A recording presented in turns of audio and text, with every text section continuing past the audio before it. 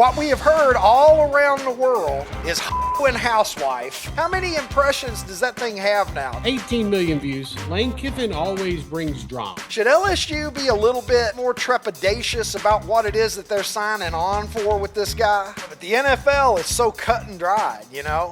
But then you get to college football and motherfuckers are wanting to fight each other and it's madness. Don't forget to like, comment, and subscribe to the Ricky Cobb Show channel, because this is where all of the action happens. And this is a show by the people, for the people, and you, my friends, are my people. Whether it is Lane Kiffin, whether it is eyeballing which 12 teams are going to be in the college football playoff, I have got just the man to discuss all that and more. My pleasure, as always, to welcome to the program Outkick senior college sports reporter and a man who is NWO for life, my brother, Trey Wallace.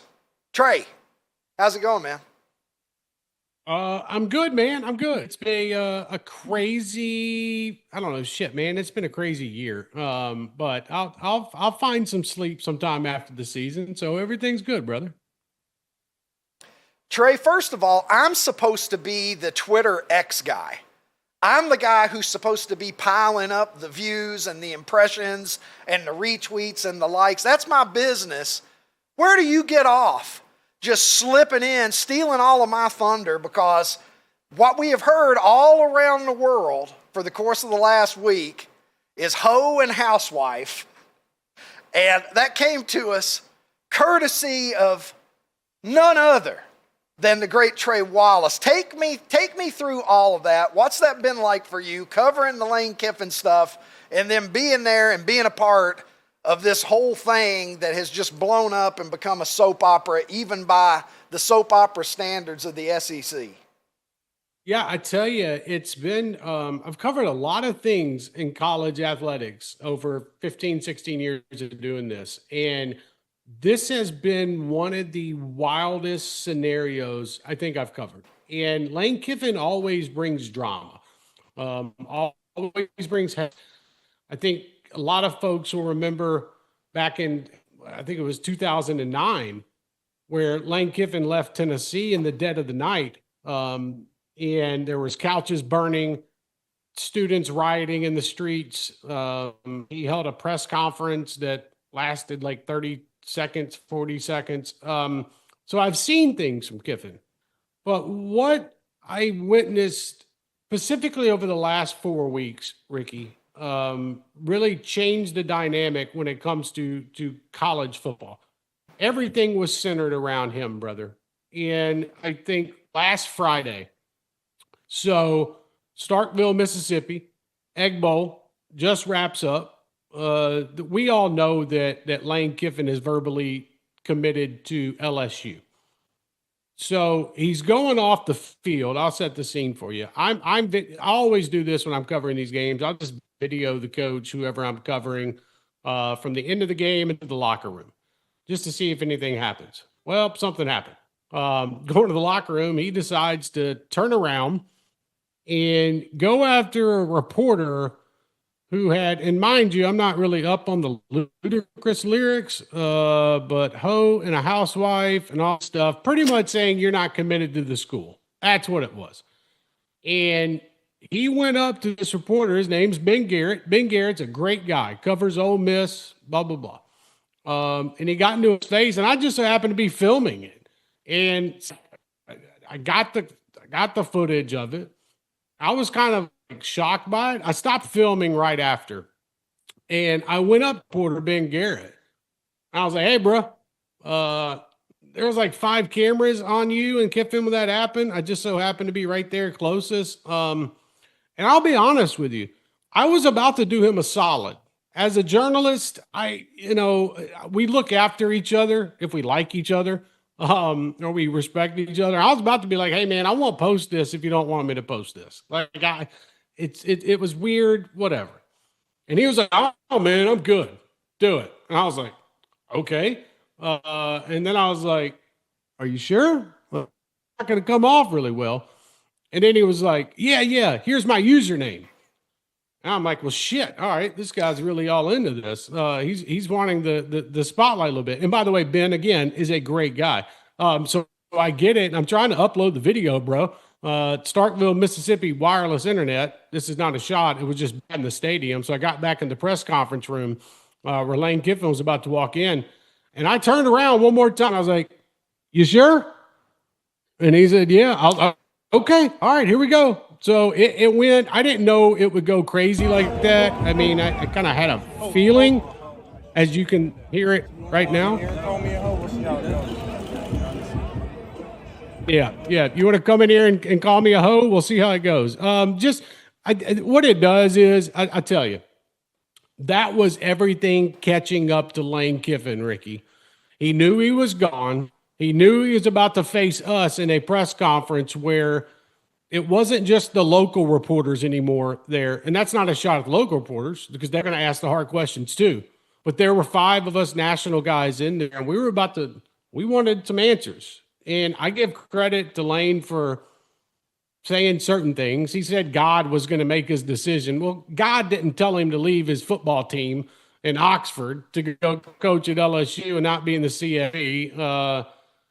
God didn't tell him to go get in a reporter's face and talk about hoe and a housewife. So I mean, it's one of the wildest things, man. And even in Upper Mississippi on Sunday, like it's just you're at the airport, you're tracking flights. LSU's coming in for a landing, and they think that there's going to be missiles shot off on him, so they changed their flight trajectory from Tupelo to Oxford. Like, it's been a crazy thing, and it's going to continue. This week, we're heading to Atlanta for the SEC championship to cover. I got a sneaky suspicion Lane might be on game day Saturday. So I'm telling you, man, it's been a whirlwind, and yeah, man, appreciate Lane Kiffin for the crazy ass content. Look, I'm not going to deny the guy's a great coach. Now, you look at the resume, the resume doesn't match up to the esteem that he's held in, I don't think. But, I mean, I'm not going to question the fact that he's a great coach. But to me, it's a little bit, look, and I understand that this is a business now more than ever. I understand that all LSU wants to do is win. I understand that he's going to have an impressive payroll to work with. I understand all of these things. But to me, if you're LSU, and I know they're excited, but to me, it's a little bit like when you see somebody, they break up with their girlfriend or whatever, or it could be a boyfriend. I don't want to throw women under the bus here, but let's just say from my perspective, you break up with a girlfriend and you see the way that it ends, and she just lights things on fire, does you wrong, heads out, and then somebody else is so happy to get her because she's so good looking and she's pretty and she's got potential, and you have stars in your eyes of, well, she might be the one. But then you look in her history and you see all of the men that she has burned to the ground in her past, but you think, well, it'll be different for me. It'll be different. It'll be good here. Should LSU be a little bit, maybe a little bit more trepidatious about what it is that they're signing on for with this guy? Absolutely. Because I promise you, if he loses 3 games next year, or he's not in playoff contention in 2027, they'll run his ass out of town like they did to Brian Kelly. Point blank, period. That's it. They want to win. Now, here's the thing. I think Lane Kiffin's going to win at LSU, but you're not wrong. You're not wrong when you say, what has he done to earn that type of money and to get that type of security? I agree with you on that. It's not like he's won SEC titles, national titles. I would say his better roster was last season, and they didn't even make the playoff. So I think that what you're doing is you're signing up for the show. You're signing up for what you're getting today when it comes to recruiting. You're signing up for, don't get me wrong, Lane Kiffin might be the best offensive mind in college football. Now, there's a big difference. It doesn't mean he's the best coach in college football. Head coach, I mean. I think what you are getting is the whole entertainment package. And here's the thing down in the bayou, okay? I'm from down there in that area. I'm from the Gulf Coast. They're not going to put up a lot of shit if you start losing. Your Twitter stuff, things that you do after hours, you're posting from yoga classes. They don't give a shit about that. You better go win football games. It's different in Oxford. You know, you can get away with that type of stuff. You're in a small town. You got a team that's 11-1 on the season. I get it. But at the same time, we could be right back in this spot in 3 years because of expectations. And I tell you, what he did was he took a match, got that match going in Oxford, okay? He flicked it on the ground inside the Ole Miss athletic building, and then he took his ass to the airport to get on a plane for Baton Rouge. That's fine. If you want to handle it that way, more power to you. But do not expect any kind of sympathy if things go sideways down in Baton Rouge. And I told people that. Hell, I've had conversation with Lane Kiffin about that. So I think the way that everything was handled, he could have done a lot better. I think that there's two things about Lane Kiffin that people, if they don't know him, if they're looking at him from the outside and trying to figure out, this is what I tell them. There's a difference between football Lane Kiffin and regular just at home Lane Kiffin. And what you're seeing right now play out is football Lane Kiffin, where he likes to play the tricks. He likes to be tweeting from a dog's Twitter account on a Sunday when the whole world is burning in Oxford, Mississippi. He enjoys the attention. And that's fine. You can get away with it at certain places. But I'm just telling you, you ain't getting away with it at LSU. Your ass better go down there and win, and you better win them a national championship, or this is going to be looked at as a $97 million failure. Period. That's it. All right, Trey, help me bring into focus the college football playoff situation. We know that the Ole Miss Rebels, who allegedly, according to Lane, they wanted him to stay on.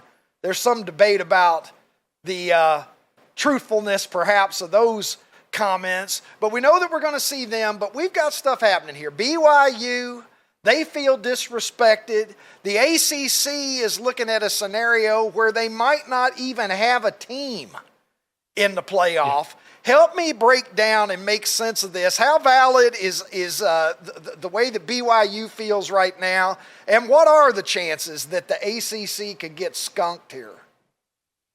All right, so let's start with the ACC first. The absolute total chaos scenario is if Duke beats Virginia on Saturday. If Duke beats Virginia, what that does is, and a lot of people are kind of misunderstanding this a little bit. The college football playoff does not have to put the ACC title winner into the postseason. It is the highest ranked conference champions. Well, Duke's got a problem. They got 5 losses right now, so they're not ranked, and they won't be ranked even if they win an ACC championship. That means that a team like James Madison from the Sun Belt or Tulane from the AAC will be able to get in over Duke into the college football playoff if they both win their championship games this weekend. So there is a very likely scenario that the ACC does not have a playoff contender, does not have a team in there if Duke wins. If Virginia wins, we're not having this discussion. Virginia will get in, everything will be fine. Now let's switch over to the Big 12. Here's where your chaos factor comes in, my brother. If BYU beats Texas Tech, 2 teams are getting in from the Big 12. BYU, Texas Tech, they're in. If Texas Tech beats BYU, this is where all the Notre Dame and the Miami fans are going to start getting excited again, because then there's that conversation of, all right, which one of those gets the final playoff spot? That's where your chaos lies in. There's a lot of folks out there cheering on Texas Tech to beat up on BYU, get the Cougars out of the way, and then allow this conversation to start between Notre Dame and Miami, which it's already started. The CFP committee just sounds like they're drunk sometimes, and they're trying to discuss this and lay this out there to everybody. It's embarrassing. I think what the other scenario you're looking at here, and this is why I'm going to go cover this game this weekend. I'm not saying it's going to happen, so folks don't blow me up on social media like crazy. But if Georgia were to beat Alabama this weekend, let's just say by 17 points, let's just say, I don't trust Alabama's offense. So if that happens, is the committee going to drop Alabama out, even though they had already beaten Georgia earlier in the season? There's a possibility that that could happen. I don't think it would, but there's a possibility. And you know what would happen after that? The SEC and Greg Sankey would come out and say, okay, that's it. No more conference title games. We're not putting our teams through this shit anymore. It's never happening. You cannot leave Alabama out of the playoff. What are you even thinking? That's the scenario where things get a little nutty. So, for Ronnie T-shirts, Ohio State Buckeyes, it doesn't matter if they lost by 21 points on Saturday, which I don't think is going to happen because I think they win. Either Indiana or Ohio State are still going to be in the top 4. No matter what happens in the Big Ten championship, they're going to get a first-round bye. They'll be okay. So that's where the chaos comes in. Everybody thinks that we're done because of these rankings and things will just play out. I'm telling you, man, there could be some shit that goes down starting Friday that changes things up.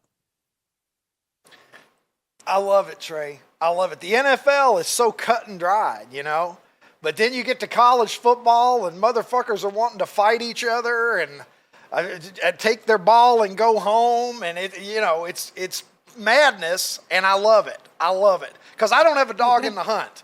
Ronnie's got Ohio State. He doesn't have to worry about Ohio State. But, if you're a fan of one of these teams, I can see where you're on pins and needles. And you might be worked up real good. But for me, I sit back, I look at it, and I'm enjoying the chaos, brother. I'm telling you, starting Friday night, we get Tulane that's playing. James Madison's going to be playing. We got coaches that are going to be on the sidelines for this game, and then they're going to be at their next school, in the coming weeks. Like, it's all just the beautiful chaos, and that's what I love about college football. Like, no offense to the NFL, okay? I enjoy the NFL, but I'm not going to sit here and say I enjoy it like college football. You just don't get this type of madness, man. Like, you don't. I'm sorry. You don't get a head coach of a school going up and asking if a reporter wants to call him a hoe in the locker room. You don't. It's just the craziness that we're in, and that's why I love it so terribly much. And here in 3 weeks, we're going to have on-campus first-round playoff games, and it's going to be bonkers. And, you got a coach leaving a team before his school even's in the playoff for another team, and it's just madness, and that's what makes it so beautiful. So we're going to wrap up this first part of the season before we get into playoffs really strong. And then we're going to get into the playoffs, and it's going to be absolute apeshit craziness, and I can't wait for it, brother. Well, as always, there's nobody better to talk college football with, nobody better to break it down. And look, man, look at you out there just breaking news. That tweet went around the world and back again. How many impressions does that thing have now, Trey? How many? I know you don't want to brag, but it's 18 million views. 18 million, no big deal. Just Trey Wallace out there breaking the news that the entire world is talking about. My man, I can't wait to see how it all unfolds. Look forward to having you on again soon to help me make sense of what is sure to be more madness ahead, more chaos in this college football season. I look forward to it. Ricky, thanks for having me, brother. Good luck to Ronnie's Buckeyes this weekend. I'll sure be texting him on Saturday, and y'all have a great rest of the week. All right, he is the great Trey Wallace. And with that, let me welcome into the program now Ronnie T-shirts. He is the international streaming star for those who are uninitiated, coming to us from Nashville, Tennessee, the home of Diego Pavia's Vanderbilt Commodores, who at one time I never would have imagined could string together a 7-win season when I was a kid. 6-5 would have been a minor miracle back in the days when I was looking at them and circling them as one of the 3 sure victories that I thought the Kentucky Wildcats had on their entire schedule. Ronnie, Obviously, Ohio State, you guys are sitting in the catbird seat. I have to believe that you are pretty confident as you can be, that you guys are well positioned to make a back-to-back of this thing right now. As you listen to what Trey had to say, as you have watched what's going on with some of these scenarios, what's your take right now as we're looking at which teams are going to be in and which teams are going to be out? Dude, the one that I just can't stop wondering about is this whole Miami Notre Dame. If it comes down to those two, I don't understand how it can even be like a question. Like, it has to be Miami. Miami beat them in a game that they played this year. And you can say whatever you want. Well, Notre Dame looks like they're playing better and they're beating teams by a lot. Like, it does.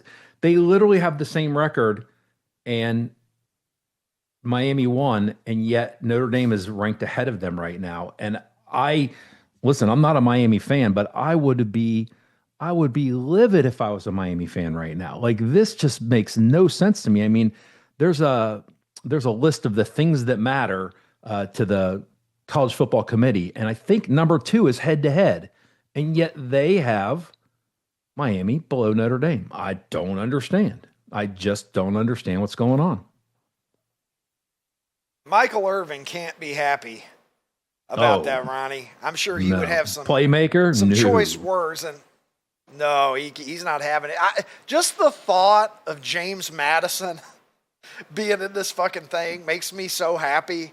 I would just as somebody who is, like I say, just rain the chaos down on me. I want to stand like Andy Dufresne in it and just let it fall down on me. James Madison somehow being in this and the ACC having nothing, I find that to be a great storyline, and to me that would be spectacular. I mean, the fact that Duke, that's 7-5, is playing in the ACC championship game, that's also ridiculous. Like, Miami's not like, I don't know. There's something happened when they did all this conference realignment, and there's so many teams that it's not equal play, right? Like, so, Wisconsin this year in the Big Ten, man, they had to play Ohio State, Oregon. They played a lot of good teams. Well, Indiana played Oregon, but they didn't really play anybody else. And it's happening in conferences all over the place. I don't know if you've seen like Texas A&M. Texas A&M has played hardly any top SEC competition. And so something has to be done, man. I don't know. But at the end of the day, we can get all upset about, who's in the playoffs, who's not, just kind of like we do with the NCAA basketball tournament. But at the end, the cream definitely rises to the top. And whoever does win, they had to go through 3 or 4 games to get there. They're going to be the best team in the country. So we at least know we're going to have the best team in the country, crown national champions. It's just who gets in. All I know is, like, I feel like Zach Galifianakis in The Hangover with, like, all the equations and numbers in front of his face as I'm trying to figure out the ACC tiebreaker that got Duke where they are. I'm glad that I'm not the person in charge of that. Today, my friends, this episode, it's important to let you know, is brought to you by Prize Picks. You and I make decisions every day, but on Prize Picks, being right can get you paid. So come along and join the millions of people who are enjoying and profiting from America's #1 fantasy sports app. I can tell you some of the things that I like about it. This year's been the first year that I've played Prize Picks. I've had a ton of fun, and one of the things that I like the best is when you get on the app, it makes sense. I'm not having to dig around. Unlike the tiebreaker situation in the ACC that has left me befuddled, I understand exactly what I'm getting when I log into Prize Picks because it's also straightforward and intuitive.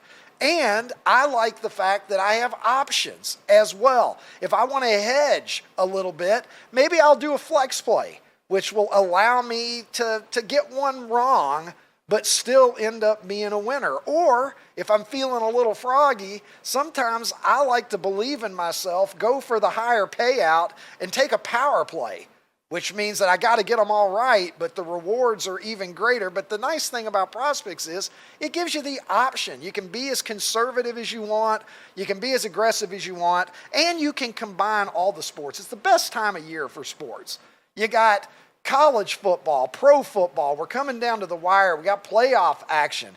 Pro basketball underway, college basketball underway. There's so many options this time of year. There is no better time to download the PrizePicks app, get in there, and you can mix and match. You can put together lineups that maybe you want to do a little bit of each. Maybe you want to get some hoops, you want to get some football, you want to mix pro, you want to mix college. You can do that and more because at PrizePicks, you are in charge. So here's the best part, my friends.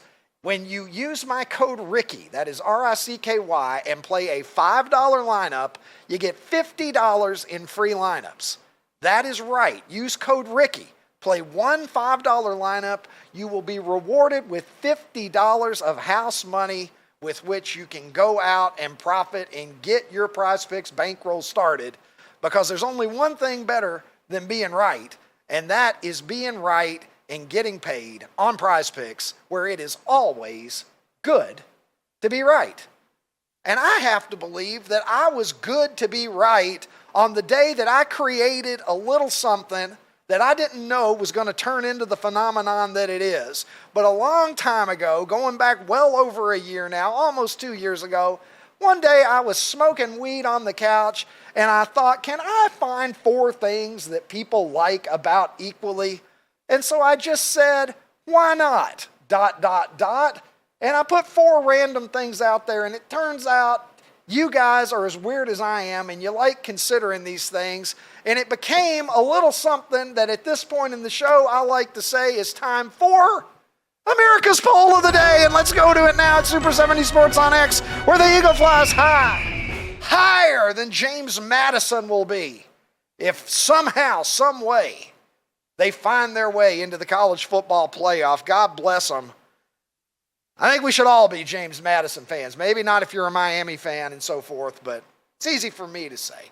Ronnie, here are the options before us today. We will begin with something that I am excited about. My girlfriend gave me one. She gifted it to me. I haven't used it yet because I'm waiting for her to join me in Chicago, and we will cuddle up together under it. But a weighted blanket, Ron. A lot of people understand why weighted blankets are popular. We're going to see how popular they are with the public. The second choice, some people, I have a feeling, are going to take this as being disrespectful, but soccer, the world's most popular game. We're going to find out today how popular it is in America. Third, we have Rudy. That's right, Rudy Rudiger. The incredible underdog story of how he walked on at Notre Dame and ended up getting in his last game, sacking the quarterback. An incredible story that he told me backstage in the green room at the Jimmy Fallon show. Ron, I had about a 20-minute conversation with Rudy. He was on the same panel with me. I'm pleased to say, hell of a nice guy, Rudy Rudiger. And then finally, Philadelphia Freedom, the Elton John banger from the 70s. One of my favorite Elton John songs. Ronnie, break it down for me as only you can. Oh, dude. I thought Philadelphia Freedom was the world tennis team entry from Philadelphia. I didn't realize it was the song. That was the inspiration point for Elton John's song, because he was really good buddies with Billie Jean King. Okay. And so Philadelphia Freedom was inspired by the world team tennis, Philadelphia Freedom, that I believe was the team that Billie Jean King was on. So there you go.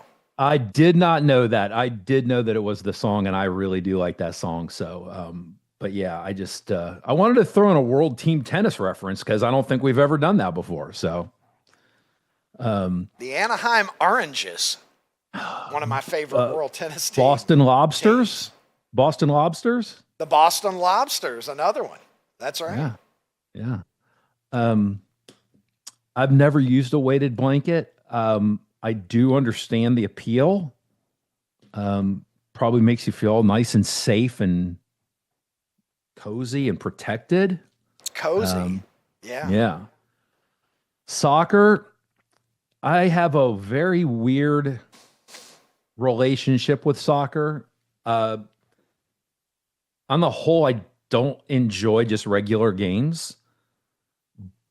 I can appreciate soccer. I absolutely love World Cup soccer. Like, we actually bought tickets for World Cup this summer, or this coming summer. So I love World Cup soccer. I'm being told. Hang on, Ron. Hang on. Being told in my ear by Tim, it's a match, not a game. It's a soccer match. And it's on the officially. pitch. And it's on the pitch. And Yes. if nobody scores, it's 0, not 0. I mean, we could keep going on. How many Premier League games have you been to in your life? Premier? None. I've been to I've seen Barcelona play, so I've seen La Liga. I've seen Barcelona play in Barcelona. And I've seen a lower level Bundesliga, which is Germany. I've seen a lower level German team play. But that's all I've ever seen in Europe. I've never been to any. Did I go?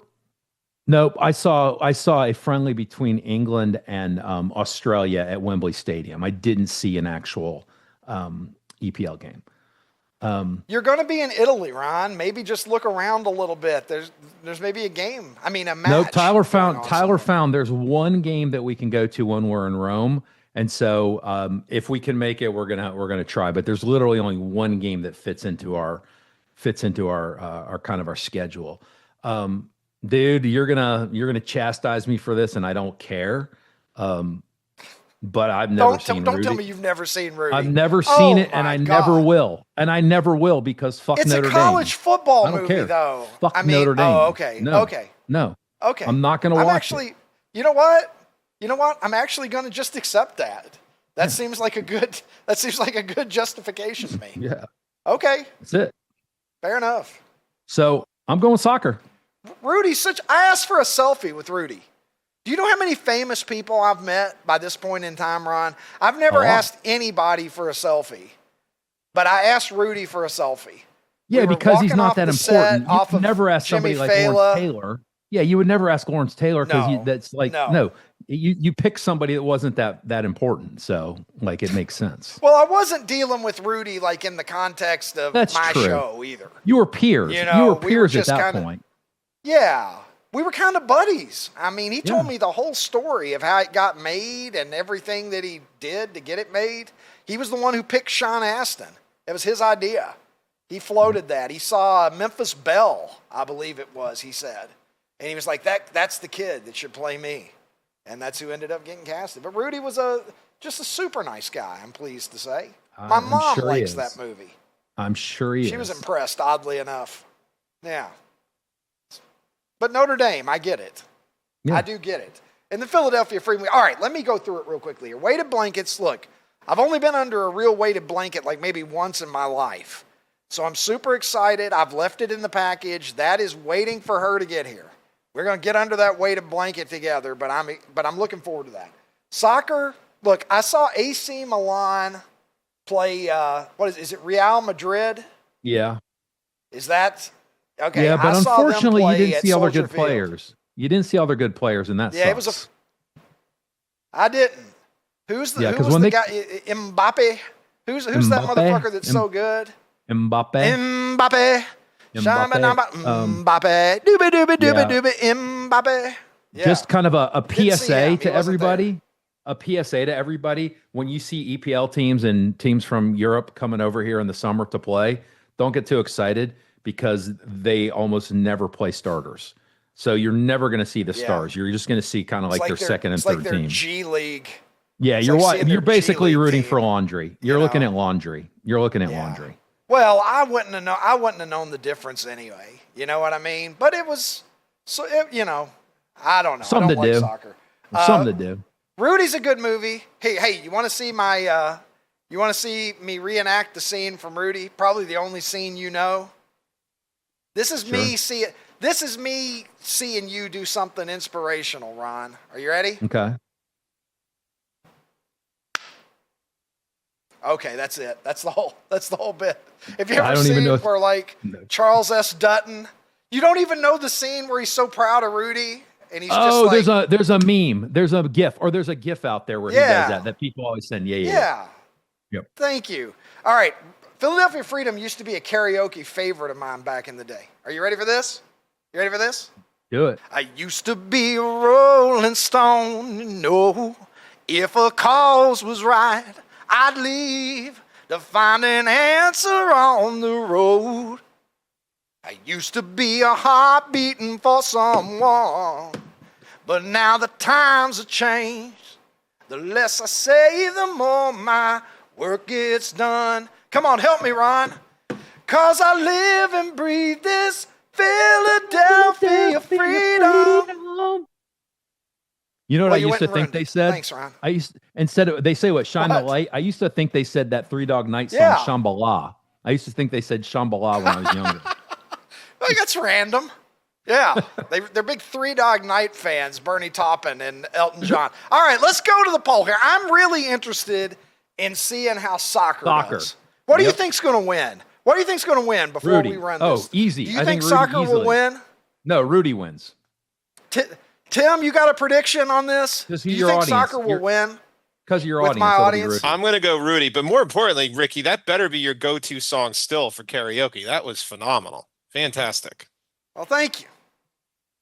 Thank you, my brother. We're going to see Rudy here. Let's see Rudy. I think I'm with Ron on this. All right, I just think your audience, because of your audience. All right. I don't know. I really don't know.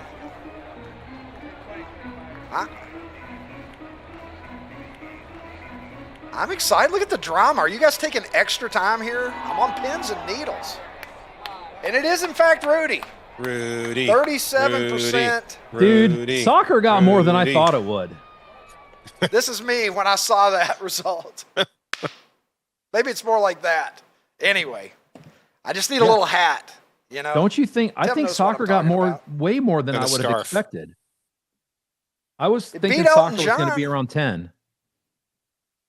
Well, 20% of my audience likes soccer better than, not as much as weighted blankets, though. We don't call it football in America. We call it soccer here, and we like to watch the NFL under a weighted blanket, apparently. Ronnie, I want you to take a look at this. Las Vegas is going to get the A's in 2028. They are serving a 3-year limbo in Sacramento. MLB will not officially call them the Sacramento Athletics, so they're just the Athletics for right now. But in 2028, they're going to be moving into this fucking futuristic stadium. Have a look at that. I'd go see a baseball game. Have you ever seen anything like that in your life? Yeah, I'd go see a baseball game. Almost as good as the Oakland Coliseum was. The Oakland Coliseum was such a dump at the end of its journey, and I'm glad I made it out there. But look at this thing. State of the art. Looks like a snow globe. I'm going to go to Las Vegas. I'm 100% going to go out there just to see this thing.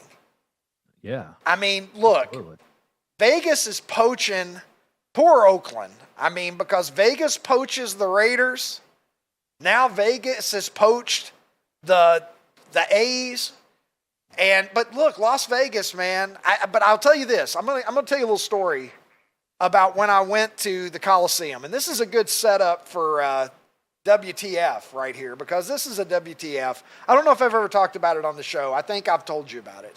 I went to one Oakland A's home game ever in my life. It was 2019. I got out there. You know, I've been to 29 different major league parks. I'm not trying to see every one, but you know, as many as I can get to reasonably, I try to see a game.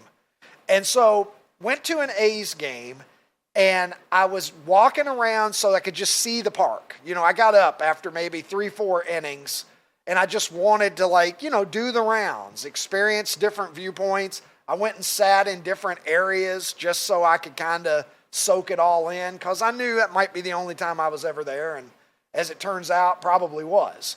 But I'm on the concourse, Ron, and I am out in right field area in the concourse, and I hear people like, there's a commotion. And I look up, and the American flag has come loose from the top of the foul pole, and it is just blowing in the air probably like 50 feet above the top of the foul pole. And everybody's just looking at it, and people are freaking. More people are looking at that than the game. Okay?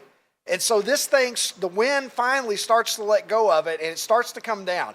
There's a guy out in right field who is wearing a costume. He's dressed as a giant A. He's like a head sticking out, like there's a cutout for his face. But he looks sort of like Gumby. He's just like an A. Imagine somebody wearing like a Gumby costume. Was this a guy or was this an official mascot? It's just a guy, super fan type situation. Okay. He's dressed like an A. I don't even know what it was made out of. Cardboard. So I don't know. It was a pretty elaborate, though, right? So this guy starts yelling. The giant A starts yelling, "Don't let it touch the ground. Don't let it touch the ground." Because, the American flag, which is very different than ground. What would probably happen in the Northern California area now if a flag was about to hit the ground. But go ahead. Well, yeah. They would send a Palestinian flag up to replace it in a lot of places in California probably. But anyway, so the flag is coming down and it's starting to drop, and the guy starts yelling, like, "Don't let it hit the ground. Don't let it hit the ground." I swear to God, Ron, only time I was ever at that stadium. The flag is coming down. It's coming down pretty much right at me. I catch that fucker like a pop fly, and people applaud and cheer. And I take it over. I give it to the guy. I give it to the guy in the giant A or whatever, and he runs it back up the flagpole, restores Old Glory to glory, and all is well at the Oakland Coliseum. I mean, that is a real thing that happened. That might be your crowning achievement in life. Like, you saved the flag from the ground. Yeah. I saved the flag that day at the Oakland Coliseum. I am proud you restored to say, democracy. Ronnie, we are going to go to a break. I restored democracy.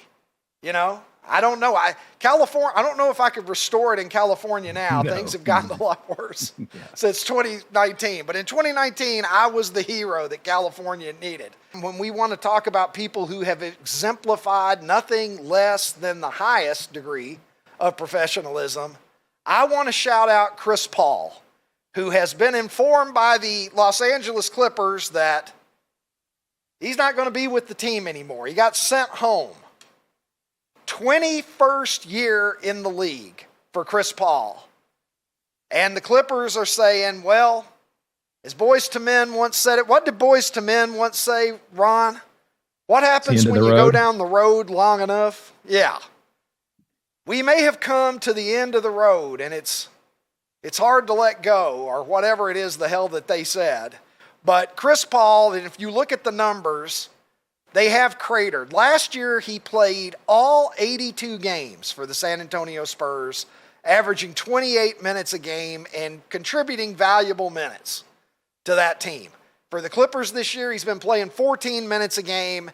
If you look at his stats down the line, they're not on a par with what we would expect from Chris Paul. Far from it. So maybe the wear and the tear and the mileage has caught up to him. But I want to shout this guy out again, because last season with San Antonio, in the era of load management, how many times have we heard that, well, you can't play too many back-to-backs, and 3 games in 4 nights, you don't want guys who are doing that. Chris Paul went out there in his 20th year in the NBA last season, and he gave the San Antonio Spurs 82 nights on the court. And that was for a team that won 34 games. Okay, nothing at stake really for the San Antonio Spurs. And if anybody was entitled to manage their load, it would be a guy who has 20 years in the league on his odometer. And yet Chris Paul did nothing but exemplify professionalism. Maybe we can get him on the phone with Abdul Carter. Maybe that. I'll send you a t-shirt, and maybe we can get Chris Paul. I know a couple of guys on the staff of the Los Angeles Clippers. I know a couple of the assistant coaches there. Maybe I can make the connection. I'll get CP3's phone number, and I'll relay it to you, and maybe he can inform you how you can attend meetings. A question that I always like to ask Ronnie T-shirts, although sometimes I'm not sure if I'm ready for the repercussions. It goes a little something like this. What the fuck, Ron?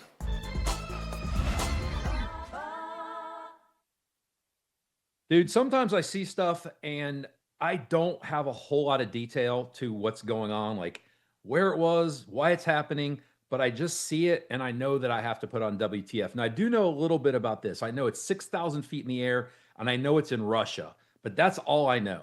So let's watch this video.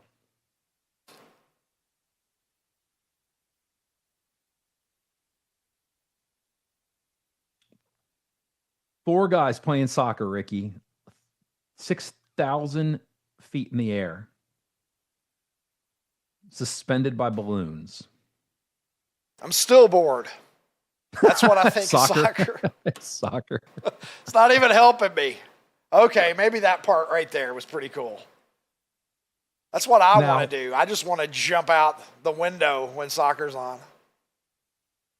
I mean, they have That's parachutes. crazy.